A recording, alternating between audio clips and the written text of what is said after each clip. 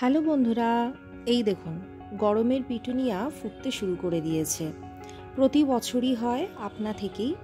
৩-৪ বছর আগে আমি একটি গাছ এনে এখানে বসিয়েছিলাম, তারপর নিজে থেকেই হয় যে কোনো টবে। আমার কাছে শুধু হোয়াইট কালারটা আছে, আর ভায়োলেট আর পিঙ্ক কালারেরও পাওয়া যায়। এই ফুলটা ঠিক এই বসন্তেই হয়। এবারে আসা যাক আজকের টপিকে, যেটা হলো ইমপেশেন্সের বীজ কালেক্ট করব কিভাবে এবং কেমন হয় বীজটা। এই যে আমার হাতে দেখতে পাচ্ছেন গ্রিন কালারের একটা ছোট্ট মতন সিড পট, এইটি হচ্ছে ইমপেশেন্সের বীজ।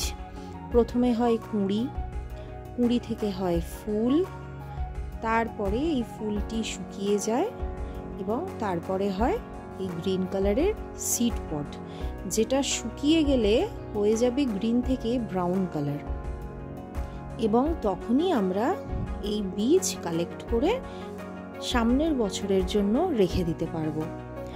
তো এই গাছটি দেখছেন বন্ধুরা, এই গাছটা এইবারে ভরে ভরে ফুল দিয়েছে এবং এখনও দিয়ে যাচ্ছে। আর আমি এই বছর ভেবেছি এই গাছ থেকে আমি বীজ নেব। কোনো বছর বীজ নিই না ইমপেশেন্স থেকে, আমি প্রত্যেক বছর ইমপেশেন্সটা লাগাই। আমার ভীষণই একটা প্রিয় ফুল। কোন ফুলটা যে প্রিয় নয় সেটা তো বলার উপায় নেই, কিন্তু ইমপেশেন্সও আমার একটা প্রিয় ফুলের মধ্যে পড়ে।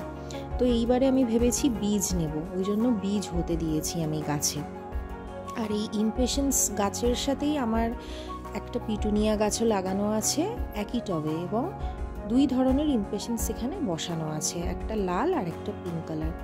আর ইমপেশেন্সের পিছনে দেখুন বন্ধুরা প্যানজি গাছ, একটা টবে 2টো গাছ বসানো আছে।